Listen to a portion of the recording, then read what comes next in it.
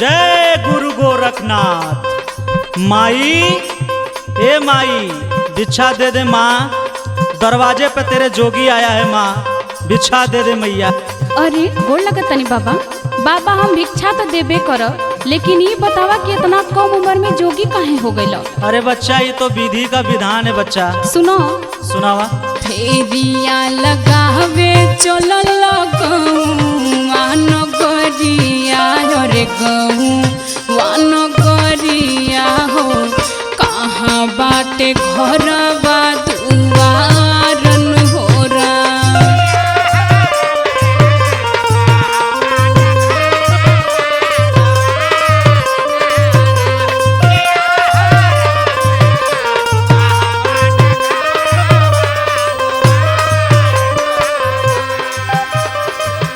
सुना बच्चा, जोगी बाबा का कौनो घर द्वार ना होला।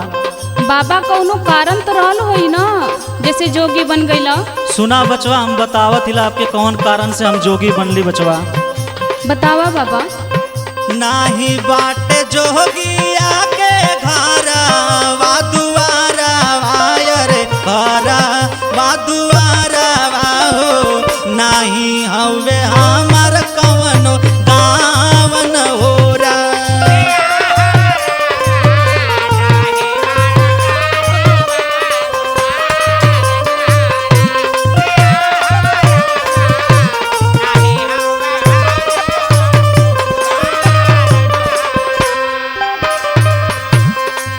अच्छा बाबा, बोला बच्चा। माना कौनो कारण तो जोगी बनिए गइला, लेकिन जब घरे से निकलल होबा तब तो सबके तकलीफ भइल होई ना। हाँ बच्चा, तकलीफ तो जरूर भल। तब आपन घर, आपन परिवार, आपन खेती गृहस्थी छोड़ के तू निकल गइला, कौनो दिक्कत तो तोके रहल होई बाबा? यह हमको नहीं बताना है बच्चा, गुरु की कसम है। सुना बाबा। सुनावा। सुखवा के छोड़ला ए बाबा, दुखवा पकड़ला हो, दुखवा पकड़ला हो। काहे भइला जोगी के अवतारन होरा।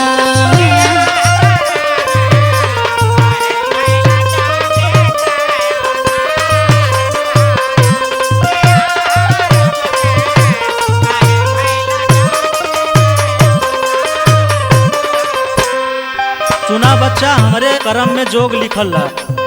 गावे गावे घूमी गाय के गुरु के भजानिया, रे गुरु के भजानिया हो। यह हवे जोगी के पहचानन होरा।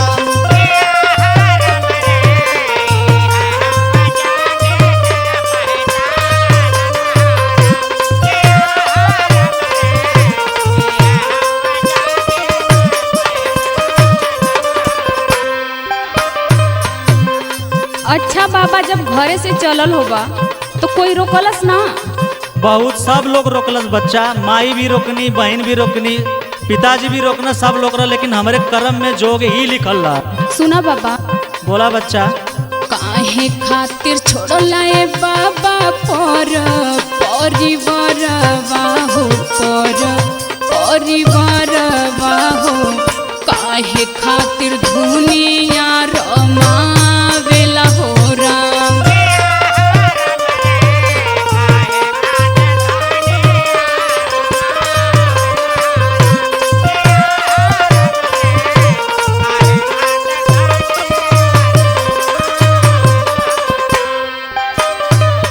अच्छा बाबा, एक ठेवरू सवाल पूछली का?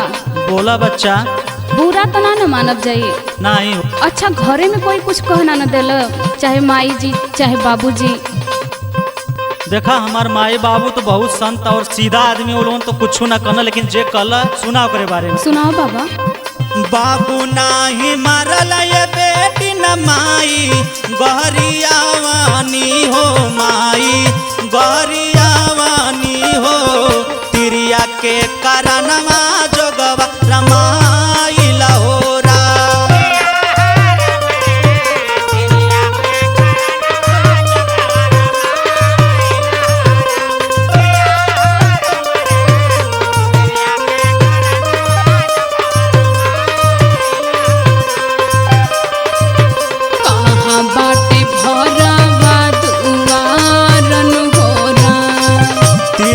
के